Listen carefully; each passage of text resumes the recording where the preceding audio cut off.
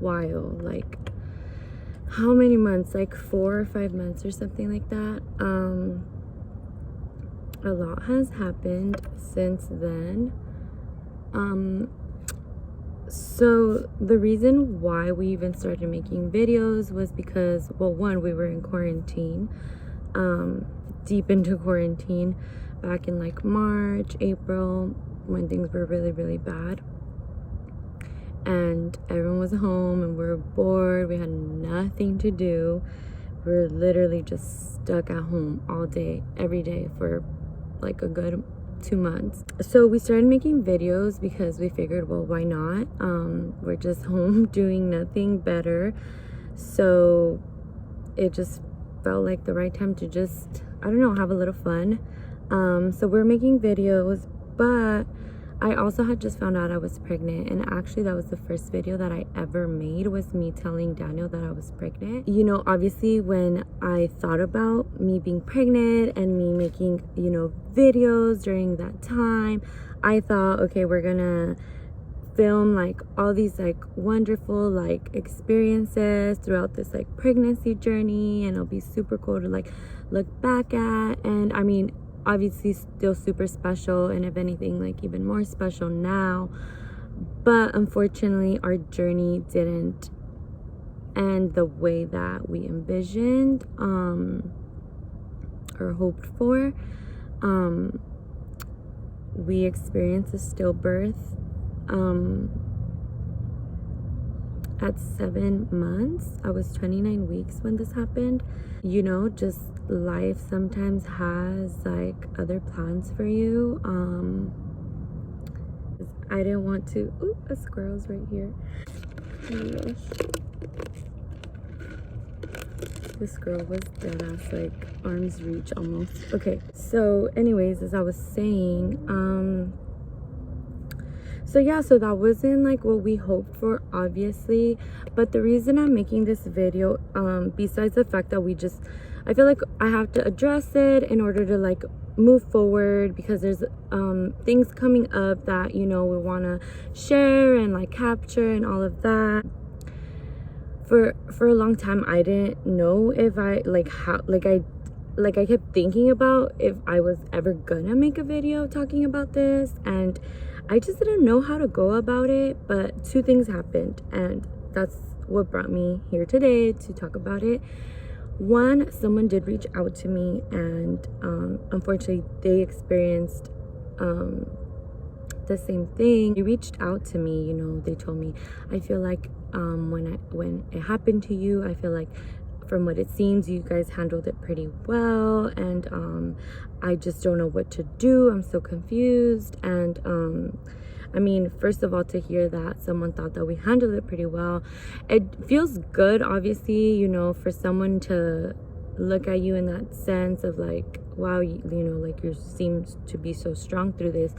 But at the same time, it's like there's just so much to share with somebody when it comes to that. It's not just like a simple like answer on how to deal with this. So I told her specifically, I said, you know what, there's so much I want to tell you right now when it comes to this, just from like thinking about day one when I found out, and everything after that has been like a whirlwind, like, to say the least. It's been so crazy, and I felt like I couldn't even like tell her everything on text. I was like, I have to make a video or something. For anybody that has experienced this or is going through this right now, if like you just found out or you just went through this and you just feel like you need somebody that has gone through this to tell you like what happens after, and like that everything's gonna be okay, I guess this is why I'm making this video.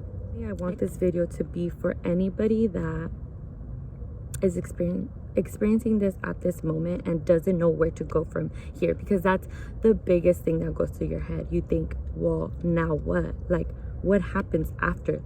Literally, figuratively, mentally, emotionally, like what happens now? So, the second thing that happened was that I saw somebody else talking about their experience. I don't know if you guys follow them, but her name is Jessie Smiles, and I've followed her for a while now, and I guess she just had a miscarriage, unfortunately, at 18 weeks. And she went on and like talked about it and was so like strong through it, and like I loved everything she said. She was so real and honest. And maybe, like I said, I'll make a separate video talking about what happened just as she did, like in detail, and like, you know, before, during the pregnancy, while it was happening and all of that. But this video is more for like the after, because you don't even know how to get through it. I can't even explain to you guys. But okay, so my experience is going to be different than other people's experience, but I think that it's going to be similar in a sense of just pregnancy loss and the emotions and everything you go through after, and just grief. I think then that's how maybe it could be a little more similar, and even then it could be really different. Everyone grieves differently and all of that. So my experience was that I didn't feel my baby anymore, and that's why I went into the hospital. I had an appointment 6 days after this scheduled, just like a regular checkup. But I just like didn't feel him anymore. And my thing is, at night is when I would feel him the most. Like during the day, like maybe here and there I could feel like him moving a bit, but he wasn't like super active until it came to the nighttime. And that's how I knew something was wrong. So I went into the hospital. Like I said, in a separate video I could go into the details, because there was so much in between that happened. Me trying to feel him, me, you know, my whole concern and everything. But I went in, and that's where they confirmed that there was no heartbeat. You know, went to labor and delivery, so they did a scan, like an ultrasound. She couldn't tell me until like confirmed. She's like, I can't tell you much. But I'm like, okay, I could just almost see it like on their faces. I just knew.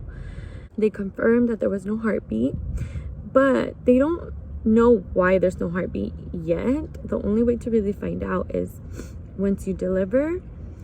I was 29 weeks, so I know for people that have a miscarriage or a miscarriage and their baby passes away earlier on, then you have to do like a DNC or, you know, something like that. Sometimes, you know, if you're miscarrying and you just like have your baby, there's just so many different things. But for me, I had to deliver my baby because I was already 29 weeks. I was already 7 months, so he was already, you know, developed. So my phone is like heating up when I sit over there, so I'm thinking I should finish this video here. Is this weird? Okay guys, so as I was saying, I was talking about how, you know, they confirm and they tell you basically you don't know what's going on until you deliver the baby. And then you have the option, either they'll do an autopsy if you want to find out what happened or not. But sometimes it's evident what happened. Maybe it's a cord situation and you'll be able to see it right away if the cord was wrapped around them. I don't get why they can't see this while they're doing the ultrasound. I still don't get that. But yeah, I'm gonna move back.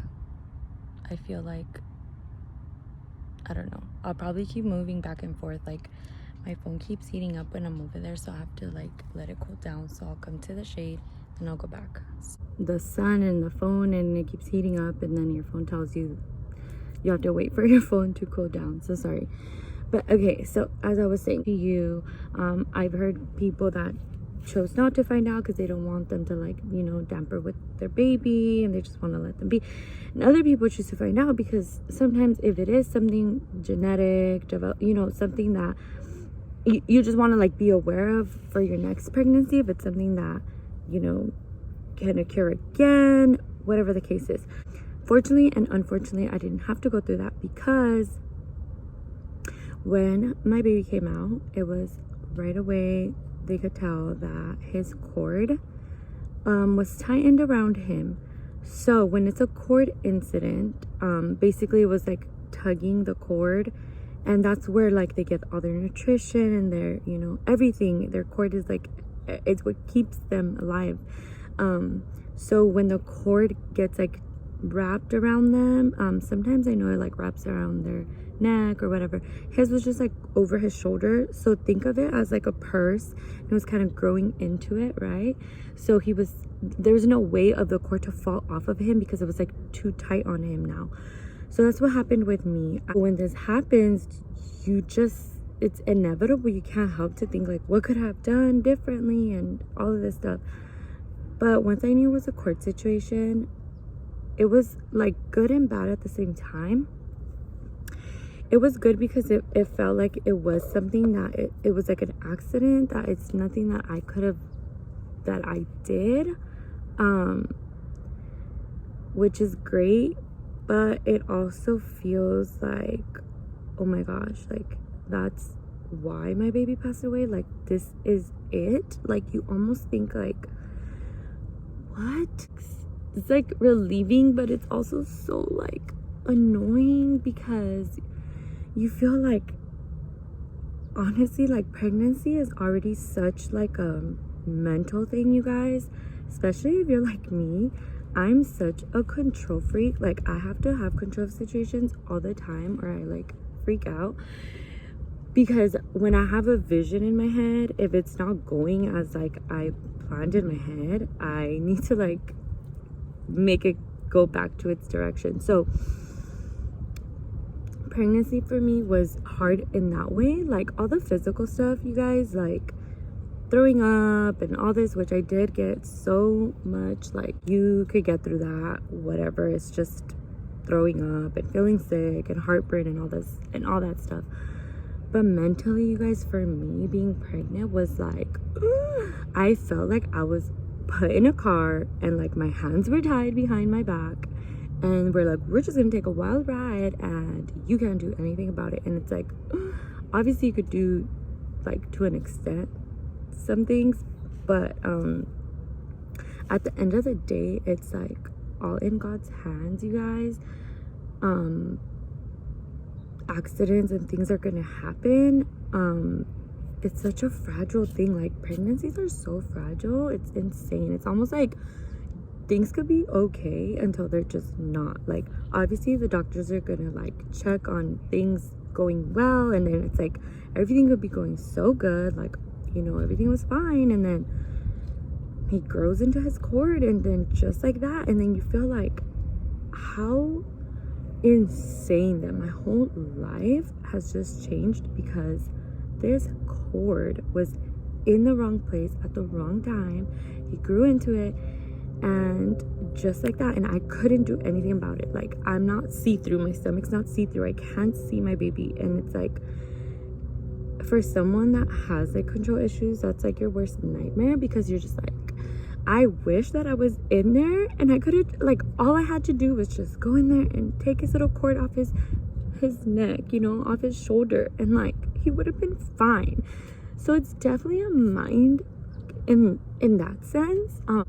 But if you keep on doing that, like you could just go on and on and on and on, and you're gonna think, if I would have maybe this and maybe that and maybe this, and like, you know, my appointment like would have been like a little sooner, and like maybe they would have caught it. Like you're gonna go around in circles, like driving yourself crazy if you do that. So I would say try to not think about the could have and the should have and the would have, because sadly, like, it played out the way it played out, and God had a different plan for you.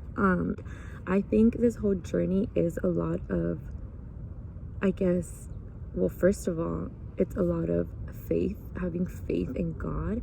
I don't know if you are Christian. And you know what's so crazy, guys, is that right before this happened, me and Dana have probably had conversations about like our faith and stuff, but literally like the night before this happened, me and Dana were talking about that, like, oh, like, you know, people that believe and don't believe. And I was like, well, how do people get through things in life if they don't believe in God? Like, I feel like that is what gets me through hard times. It happened again, so I moved again. But anyways, so I was talking about your faith in God, and that's, to me, was one of the most important things that I had to get me through this whole journey, to be honest. If you don't have, you know, if you're not a Christian, then I don't know, like your journey might be a little different. But to me, if you are Christian, then just literally talk to God, pray a lot, have faith that He is the one that brought you to the situation, so He will get you through the situation. Even when I was in delivery, you guys, I remember being in the restroom specifically, and I think I'm never gonna forget this moment. I mean, I'm never gonna forget this whole experience, but this moment in particular, I prayed. I said, God, you're doing this for only you know why, but like, I'll take it, you know, I'll deal with it, but let this go as smoothly as possible, as painless as possible, as just good as it possibly can, please. I said, emotionally, I'm already, you know, a hot mess, but let this physically be like a decent experience for me. And He did do that for me. He did. Like, the timing of everything, you guys, like I said, I'll make a separate video on that.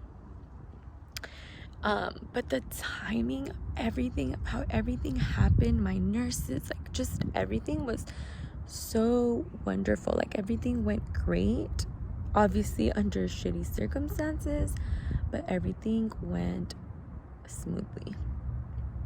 And I think that even though I was so confused and angry, and you know, I was just like questioning so much, I know that He was like there for me. I felt His presence that day and the days following. He kept giving me so many signs. And yeah, so I guess what I'm just trying to say is that was probably the number one tool to getting me through this.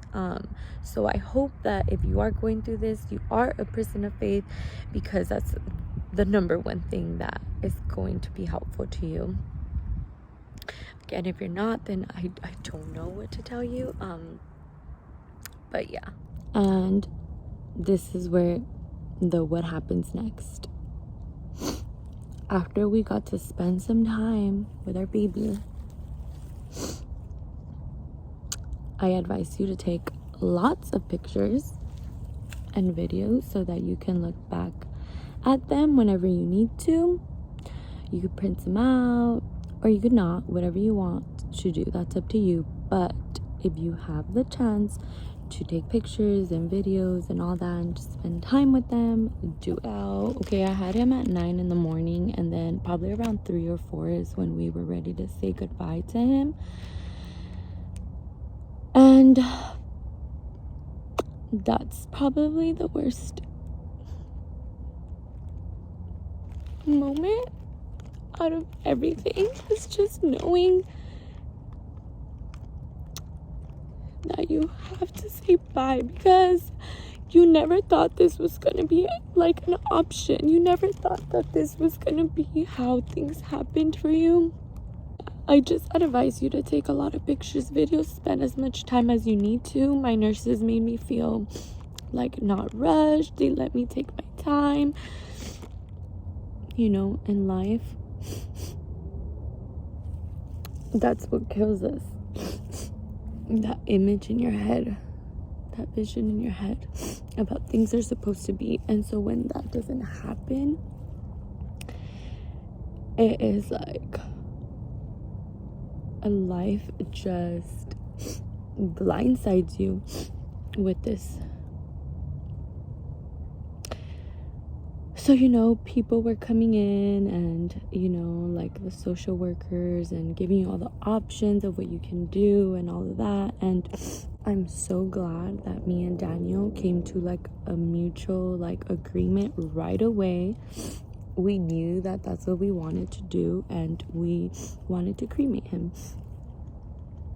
Not everyone's gonna wouldn't want that for you, but you know, you guys have to talk about it and do what's best for you. I'm so glad that me and Daniel like pretty much figured it out right away. You might need a little bit of time to figure it out, but for me, to be honest, also I knew that if we didn't like make these decisions kind of promptly, then that just meant that my baby would be there longer. And that's a really hard thing to do too, is to just like leave the hospital knowing that your baby's there, and like knowing you're not going to be close to him. But it also sucks to know that he's just gonna be there, and or that they're gonna be there, and you need to just make decisions like of what you want to do, or else that's just another day that they're there.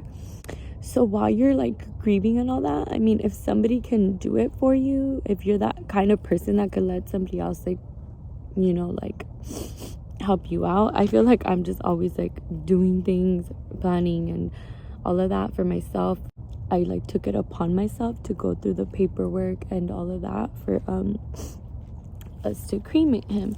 So it's up to you if you want to cremate them or bury them, whatever's best for you. I hope that you guys can come to a mutual agreement, because it'll just make everything so much easier, and you can just take action as soon as possible again, so that you know you have peace of mind that your baby's not just, I mean, it's like a bittersweet thing, because I hated the thought of knowing that my baby was like in the hospital, but also once they did cremate him, it was kind of like relieving, but then it was kind of like, you know, like that's it.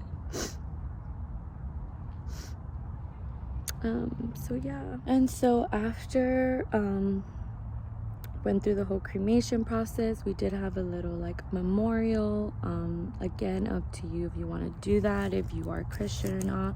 It was just intimate, like it was literally just my family, like our family members, like close immediate family. And also what we did do also, I mean, he was super tiny. He was like not even 2 pounds, basically barely 2 pounds, like short of 2 pounds. So what we decided to do, and you can do if you want, so a part of the ashes I put in here, and I wear this more than the necklace. I could insert it, but if not, yeah, it's just a pendant, and it says like a part of my heart is in heaven.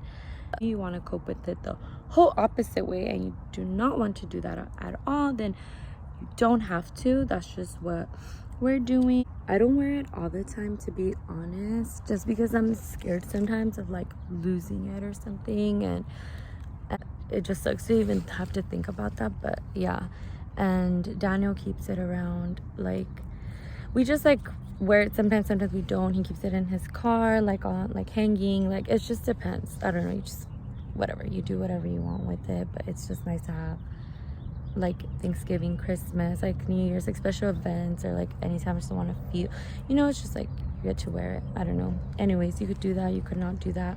And then we gave one to all of our parents. Like I said, he was small, so there wasn't a lot to go around. Like when I asked the lady to do it at the cremation place, took it there for them to do it, obviously, and then we give some to our parents, so they have like a pendant with his ashes too, and everyone could just do whatever they want to with them. And so again, you could do that or you could not do that, up to you. And yeah, you could just get stuff like that. And we got him like a cute little heart urn, and I printed a picture, and we keep him, you know, at home. This thing that we started doing, which is like bringing him like little miniature, like what would it be, like little everything, like whether it's like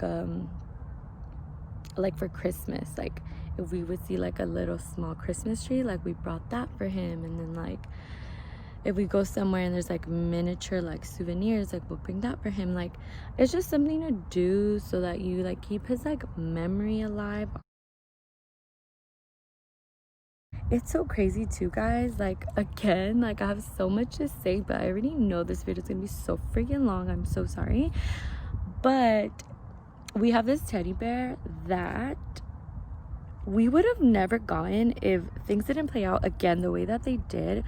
But there was like this like conflict between like the gender reveal, and the blood work told me one thing, and then the like Ocha-san would tell me something else. So I had to go to a place and I recorded that. And I don't know if you guys remember, we showed you this teddy bear and it has his heartbeat in it, and we have videos of him, and that's like, if that wouldn't have happened, like, we would have never gotten, like, Daniel would have never even gotten to see him because he couldn't go to the doctor's appointments with me. So that appointment, like that ultrasound, that teddy bear is like what we have of him, like while he was like alive, you know. So I'm like so grateful for that.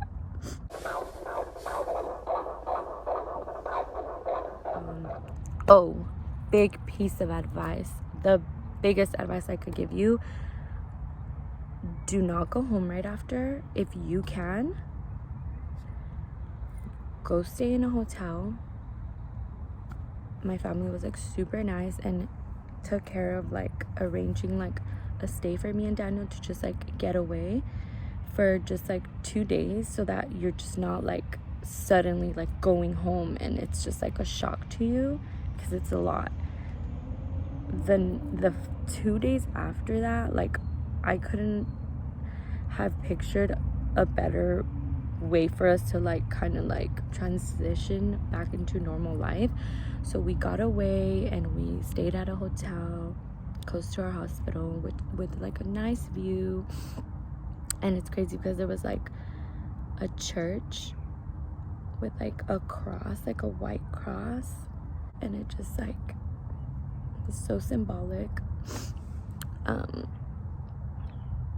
It would just like light up the sky like this white cross, and we just stayed there, and me and Daniel just like took the time to honestly like go through our emotions, because it was a lot. Like, I'm not gonna lie, it was like, you kind of feel bipolar, and you feel that way a lot just after, but especially those first 2 days when we were there, it was like overwhelming. Like, I can't even describe the feeling to you guys. You feel like you're gonna like explode, like your head and your heart and your whole body. You feel like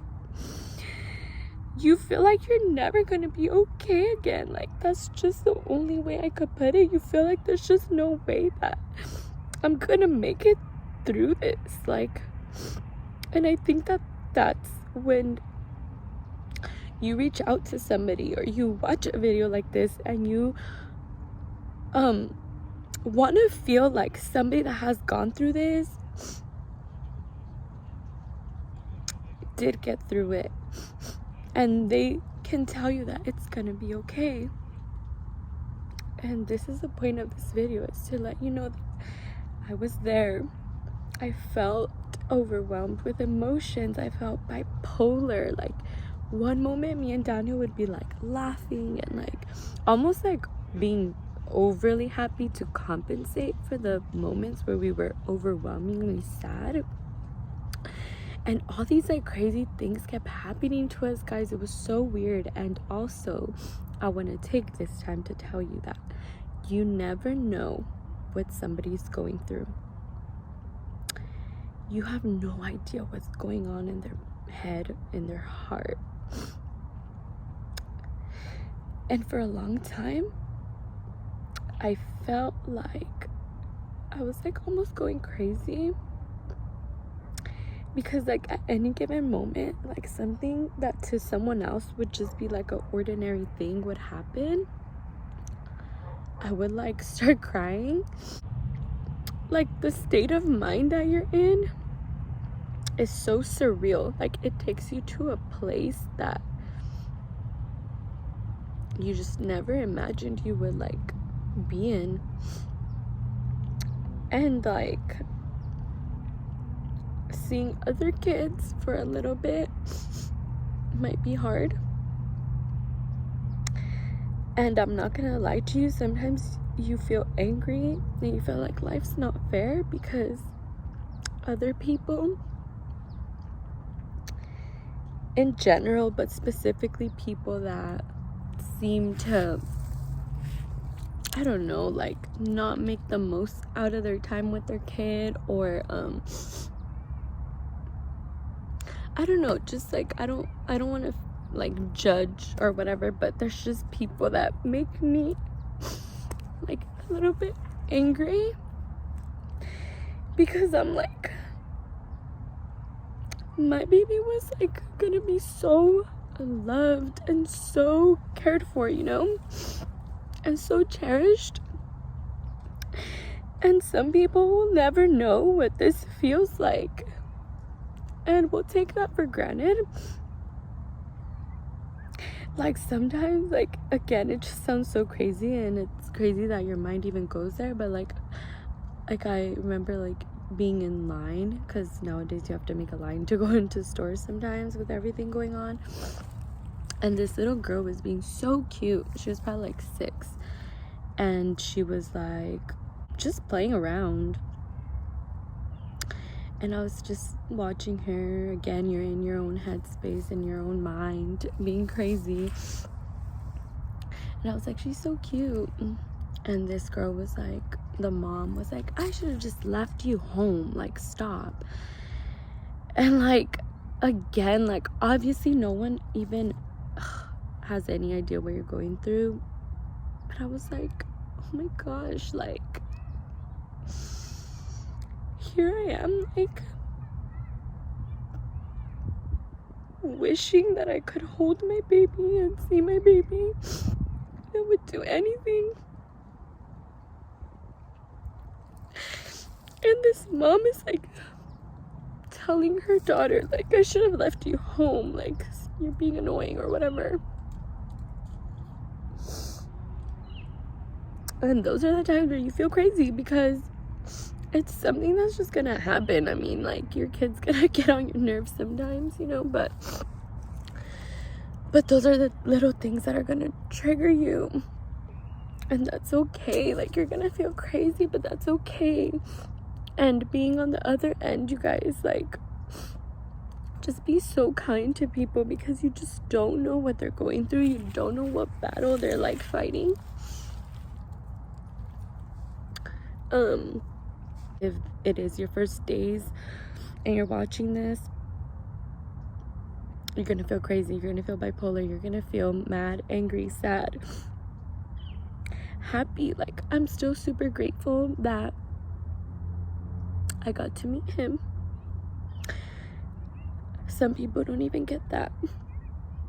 So as kind of like hard as it was for it to be so late into my pregnancy, to be 7 months and to go through this, I was like, why? Like, why couldn't I have miscarried like earlier on? Like, why did God let it get this far, you know?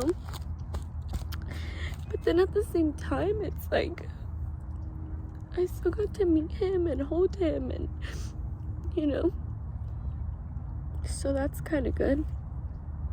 You can cherish that and be grateful for that, because not everyone gets that. Sorry that I cried. I wasn't supposed to cry. I'm okay though. So it's been almost 5 months, and I could say from a 5-month post experience that it does get better. You know, every day it gets better, and you almost have to learn to see it like, I don't know, like, I almost just see him as this like angel that was like gonna be an angel, like, no matter what. Like, he wasn't like meant to be here on earth, and he was meant to like just use my body to, you know, as like a passageway or whatever. But I feel like he's just like an angel that happened to us, that is always gonna be with me. And I mean, he'll always be my baby, but that's just how you have to learn to see it, so that it doesn't kill you. Because if you keep thinking about like the could have been and should have been and would have been and like all of this stuff, it's just gonna leave you angry and bitter and in a rut forever, and you can't do that.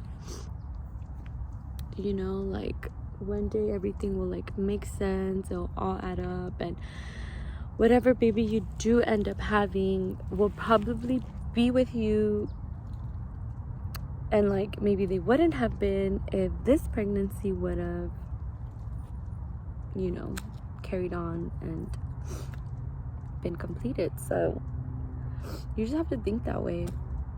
If not, you're just gonna go crazy. So you don't want that. And also the physical, as like, you know, like a unexpected like pregnancy loss.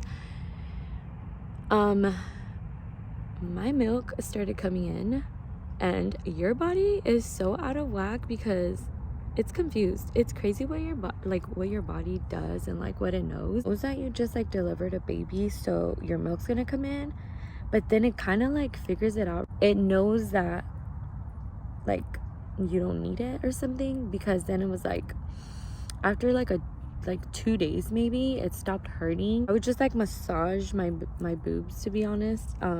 Again, TMI, but like we're already here, like we're talking about it all. So just again, what to expect. It just sucks when you're going through it, and like again, there's no baby. Like it's like all the shit about pregnancy, but like no reward, basically.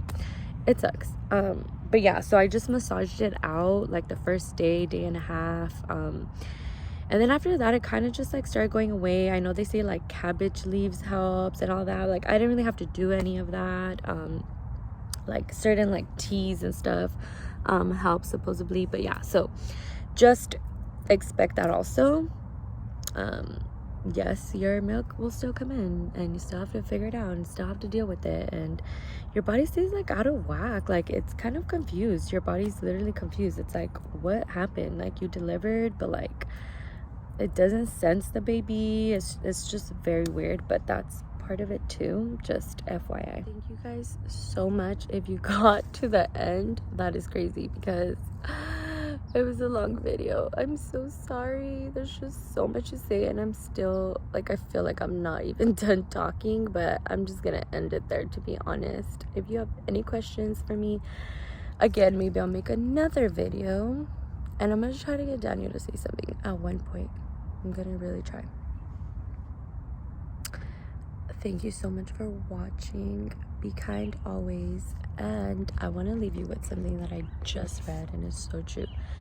If 2020 taught us anything, it is that we plan, but God decides. So true. It's all His will, guys. It's all His will.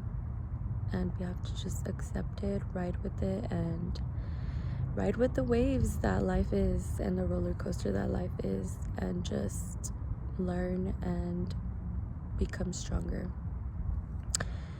What doesn't kill you makes you crazy. I'm just kidding. What doesn't kill you makes you crazy and then stronger, okay? I promise. Bye, guys.